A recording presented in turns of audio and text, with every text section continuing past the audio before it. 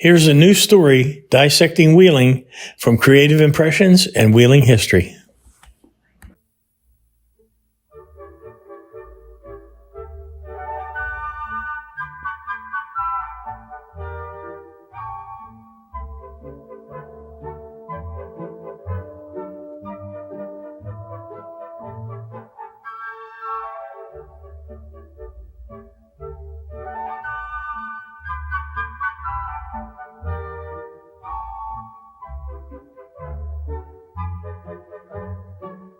I'm from Hobart, Indiana. It is overwhelming. This is my second year in a row to come, and it just gets better. I like the fact that you can be with your family and go through it and enjoy it together. I like the fact that kids my age made it, and to think that kids my age could actually do stuff like that, and it was really nice. A festival of lights at Ogilby Park and downtown Wheeling attract over 1 million people, including 3,300 buses, from October to February.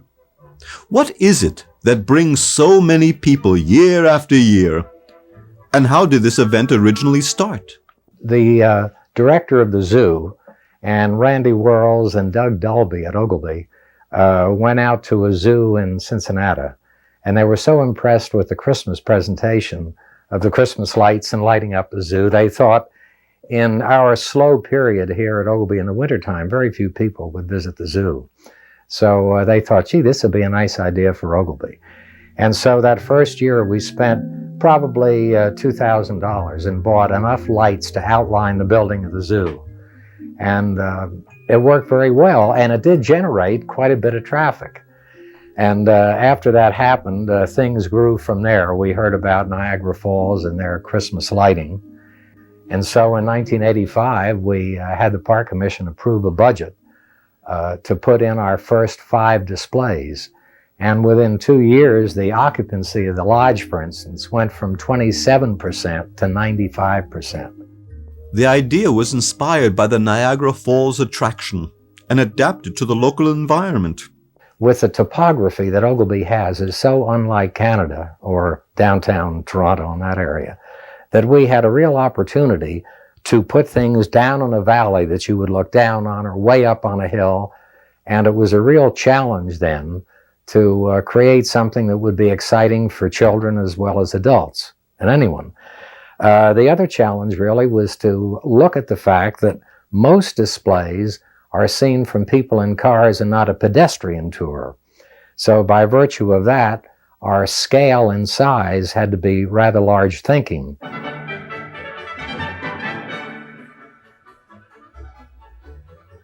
The Festival of Lights is famous throughout the nation, but not much is known about the people who create the displays. Let us start with the concepts. And I listen to the comments of people around the park and visitors, and they say, gee, you don't have bells, or you do have Santa Claus, but you don't have his elves. And I make notes on that, so when the upcoming year comes, you have a little bit of reference of maybe which direction to go. I usually sit at the desk here and on a very small pad, just do a lot of little mental picture notes. And there may be 12 to 18 of those. So you have to do a lot of reference and then come up with something that's not so sophisticated or so classic that children will not recognize it, and parents say, why are they doing that?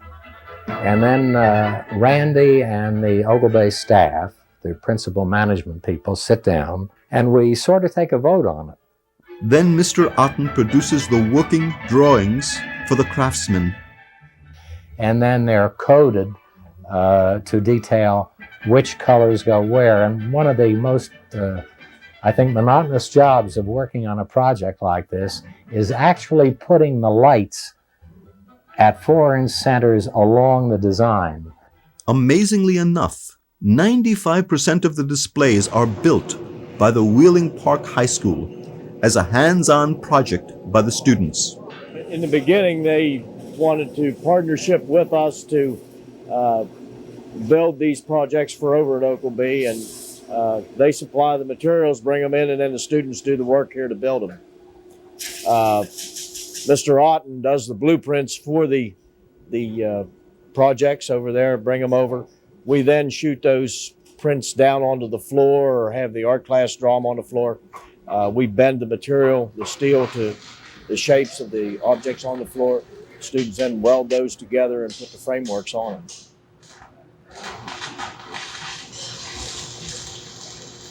This year we did the horses that are jumping.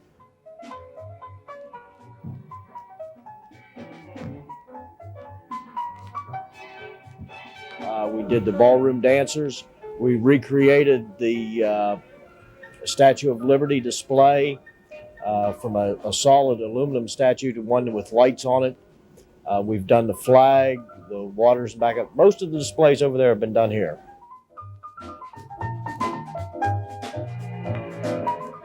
I think one that was probably the most challenging, that I probably liked the best and was the most challenging for students, was the polyhedron ball. It was a massive project for them, and one that took some real engineering to get it done. After a structure has been assembled, it goes to the auto body shop. There, the students proceed with a painstaking task of painting. We have to prep the material that's going to be painted. We have to wire brush it all off. We have to sand it down, blow it all off, and we have to use a special primer. It's called epoxy primer. We have to spray it on. It all has to be prepped in the gun. It has to set for a little while before you spray it. Then it all has to be sprayed, and all the little tiny 3/8 rod is it's kind of hard to paint. You got to keep flipping it over and over and over. The task of designing the animation controllers goes to the Wheeling Park High School students again. When we get a request for the display, we simply assign the different projects to different students, and they have to solve the problems as to how to make the circuits work. We got our circuit and we got our box mounted. Now we're testing it, make sure it works before we put it out in the field. Each light bulb represents a movement of its tail. We've done things like the snowball fight, the train display, the fisherman, Willard the snowman, and probably the most challenging one we've had was the snowball fight. It has about 420 active electronic components in it and does about 200 or 300 decisions in a minute's time as to what should happen when. So it was one of the more challenging projects for the students.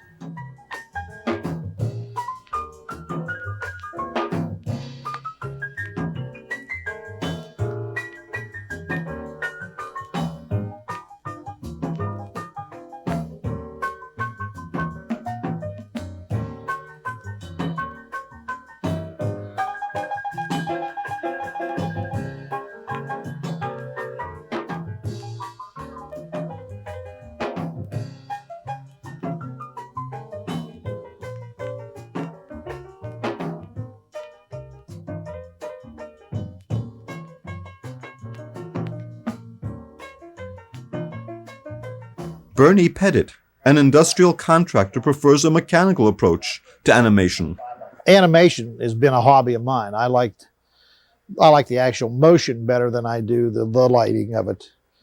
You can change the speed by simply changing the location of the magnet. The farther out on the perimeter, the faster it gets. The more you bring it down into the center, the slower it runs. The cams are cut in whatever sequence that you tell the manufacturer to make them in. You can have them come on or off at any given time you want. On the dinosaurs, we've probably got about, I'd say 200 man hours in them. By the time you start with the design work, the layout, the manufacturing, the painting and the stringing and everything like that, at least 200 man hours in them. And that would be low, not considering the hours you spend thinking about things, just actual work on them. The new dinosaur display is one of the big hits of 1993. The animals are found amongst tropical vegetation, made up of over 1,000 lights. The largest animal in this animated display is over 28 feet long. The other two are both over 12 feet tall.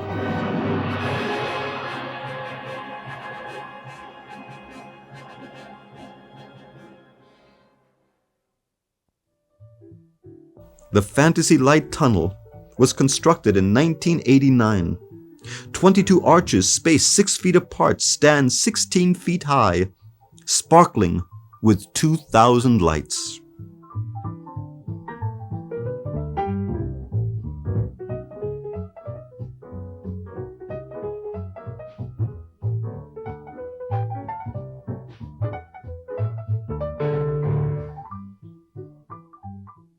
Once again, Wheeling Park High School students are a vital part of this attraction. Their school radio station, 91.9 FM, supplies the music and festival information along your driving tour. Super 92, WPHP, this is Todd Taylor. We come up here and turn the station on from 5 o'clock until 9. We'll play solid Christmas music, and we take any requests for your favorite music at all that you want to hear at Christmas.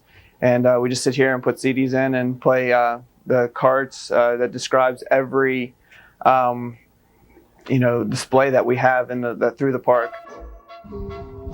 Parade of the Wooden Soldiers. In this animated display, 3 soldiers are saluting and 3 are marching. 3 times life size, this favorite holiday theme has over 2,500 lights. The soldiers stand 16.5 feet high and the guardhouse is 22 feet high. The entire display is 45 feet across. The majority of the people involved in the creation of this brilliant spectacle have the perfectionist approach. Many of them go to view the displays on their off time to see how they can be improved. When I see it, ideas for next year, how you can make it better. You can always improve on it. I can't go as a person and sit back and enjoy it. I have to analyze everything that's going on, and every time I view these, I'm thinking, how can we make them better? I just lay back and wonder what everybody else is thinking. It's kind of fun. Just watch people's expression when I see the Cinderella castle and stuff like, ooh, you know. My children have to visit that park nightly. Yeah, we're quite proud of it ourselves. It's a family affair. I was over one night taking a picture of the manger scene, and there were 4 or 5 people there. And there was a little girl walked up to the glass and looked in at the scene and put her hands on the glass and looked very intently. And I thought, gee, that's such a cute picture. And then she turned to her mother and said, Mommy, whose birthday is it? And you know, I thought, what a great statement for a child. I thought, gee, if we worked hard on it, it was worth that child's looking at it. The life-size nativity scene took over 6 months to create. The handmade figures, with their garments of cloth imported from Europe, depict the real meaning of Christmas. The elaborate animated rocking horse is 23 feet high with 715 lights. The design was inspired by carousel horses.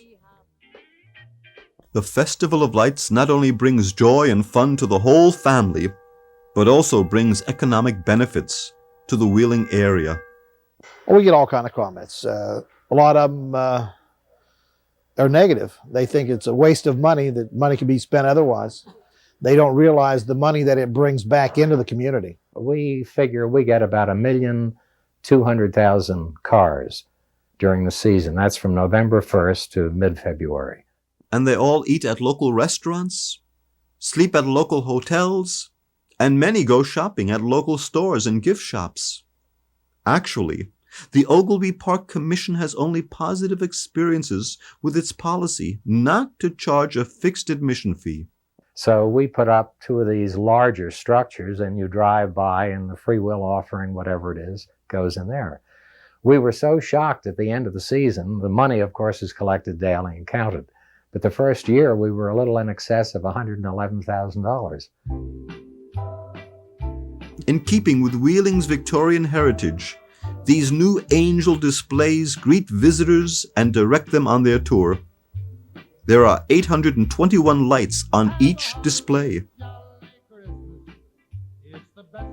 This Christmas greeting card stands over 50 feet wide and 30 feet high.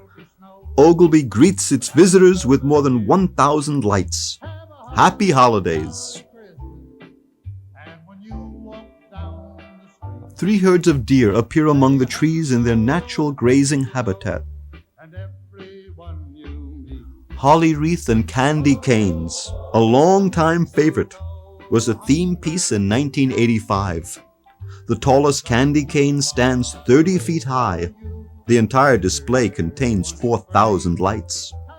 In the past, several couples found the display so attractive that they chose to be married beneath it. Cinderella has made its way to Ogleby Park. This is one of the most extravagant displays Ogleby has created today. An ornate Victorian carriage with a driver and 2 footmen is drawn by 6 elegant and costumed horses. The horses and carriage travel uphill to the castle of the prince. The castle is over 30 feet high. This animated display features over 6,200 lights. This was the 12 Days of Christmas, and I felt that an espalier tree would be a nice design as the background for the 12 days, and then each one of the symbols, the drummers and the pipers and the Lord's leaping. You have to sort of make a decision how much of this will be lighted and how much could maybe be an opaque surface. It could be painted on aluminum and give it more detail and be a nice relief from the lighted espalier trees.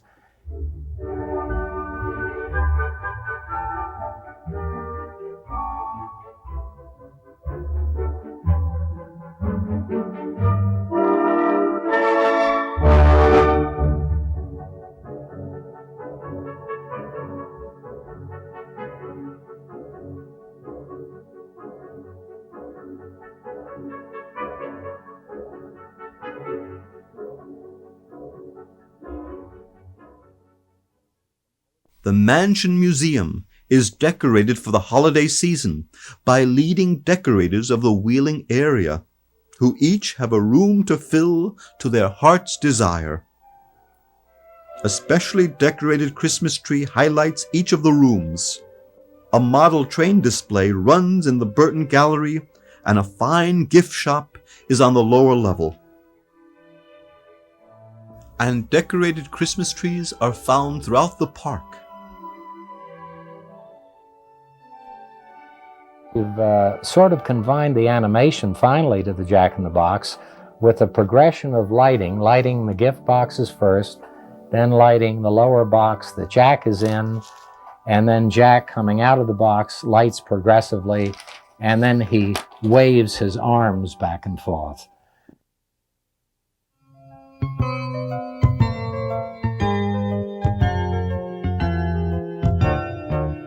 Sleigh bells ring, are you listening? In the lane, snow is glistening. A beautiful sight, we're happy tonight, walking in a winter wonderland. Gone away is the bluebird, here to stay is a new bird. He sings a love song as we go along, walking in a winter wonderland. In the meadow we can build a snowman, then pretend that he is Parson Brown. He'll say, are you married? We'll say, no, man, but you can do the job when you're in town. Later on we'll conspire as we dream by the fire to face unafraid the plans that we made, walking in a winter wonderland.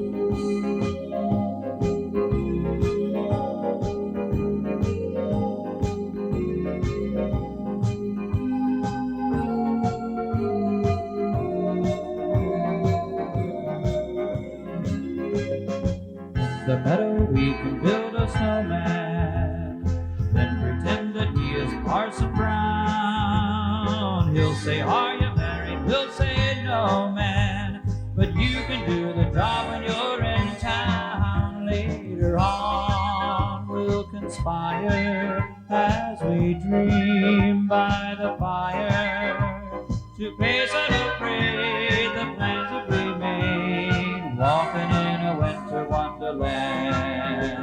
To pay celebrate the plans that we made, walking in a winter wonderland.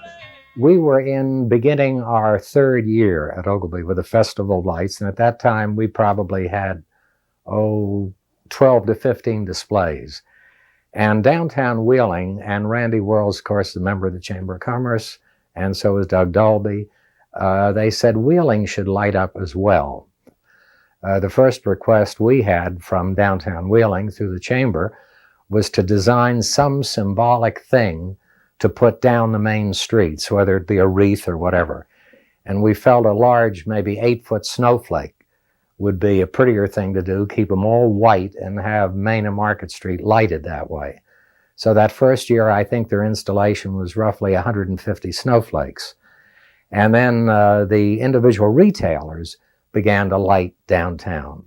And as you can see, downtown Wheeling lights up when the sun goes down.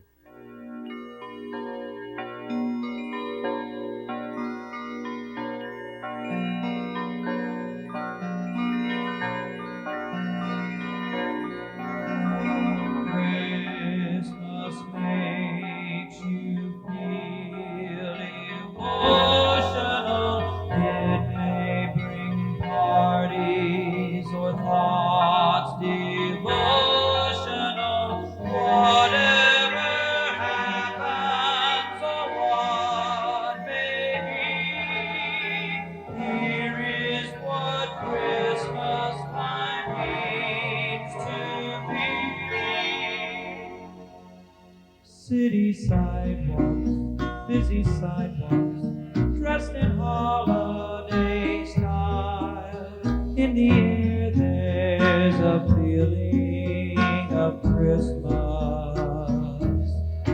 Children laughing, people passing, meeting smile after smile, and on every street corner you hear silver bells,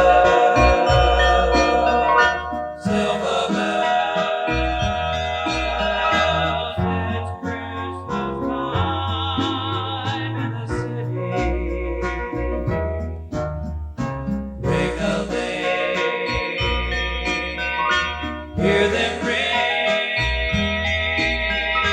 Soon it will be Christmas Day.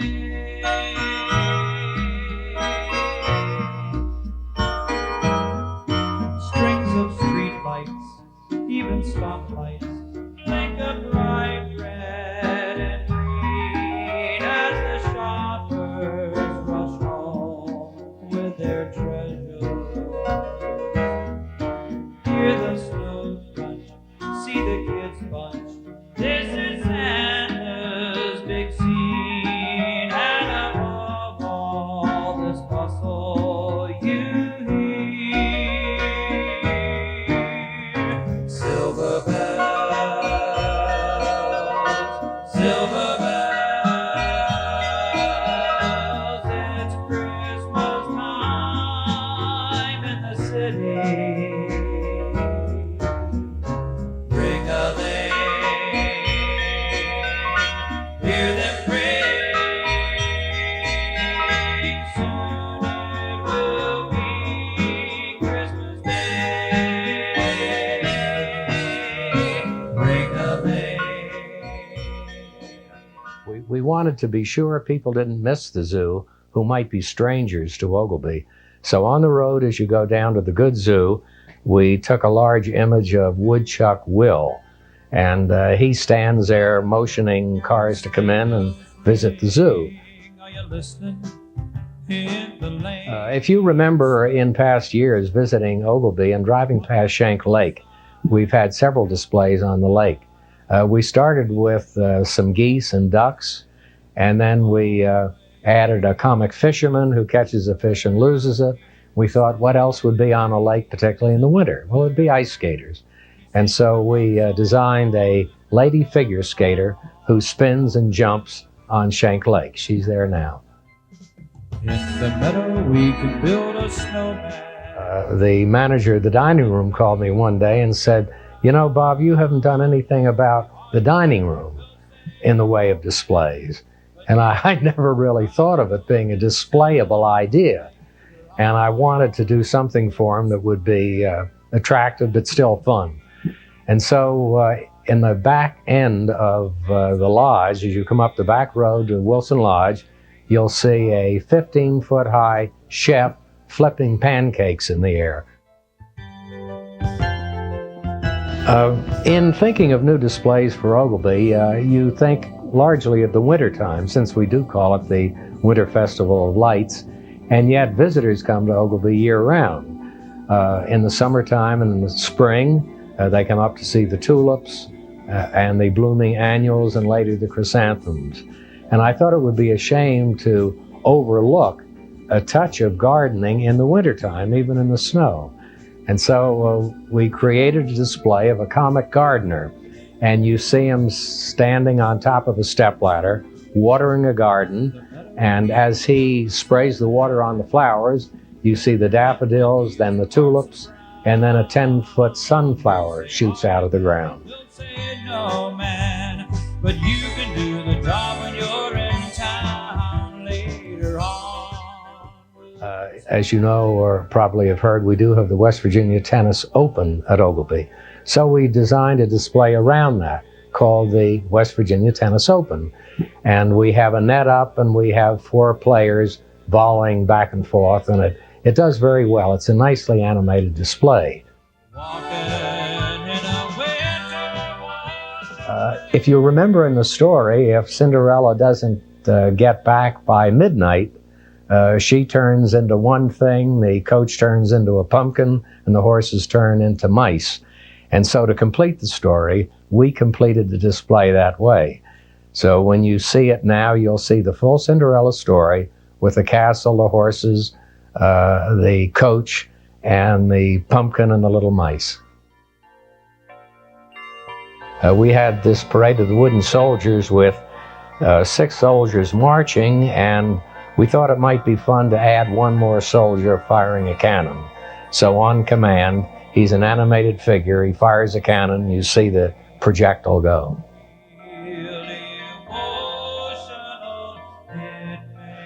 The family sleigh ride had been a favorite the year we put it in, which is 2 years ago, and it illustrates a little country chapel and a country home, and a typical American family in early days riding in a sleigh drawn by 2 horses and followed by a little puppy dog.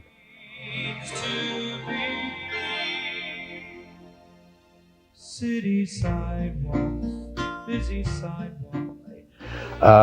We used a combination of all different interpretations of how to do Aladdin.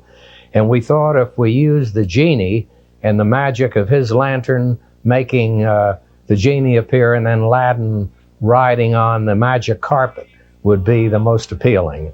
And so when you view the display on the road to Spidell Golf Course, you see a ancient city in outline in blue lights, and above it Aladdin is flying on a magic carpet with his sweetheart beside him, and then the genie appears and jumps high in the air. The whole display is roughly 35 feet high.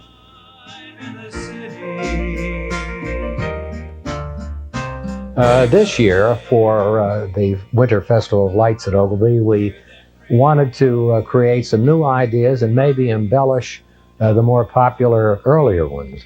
And so our first challenge was the Ringling display with the 3 clowns. And we couldn't quite hook up a trapeze act and hang it from I don't know where, so we decided we'd go to the animal side of the circus. And we have a 20-foot high elephant with a trainer standing on his hind legs, the elephant that is on his hind legs, and then we have a big stallion with a trainer and he's up on his hind legs. And the total concept now, the Ringling display, has worked out real well. Now you see the 3 clowns, each of the clowns are animated, then on either side the elephant and the stallion.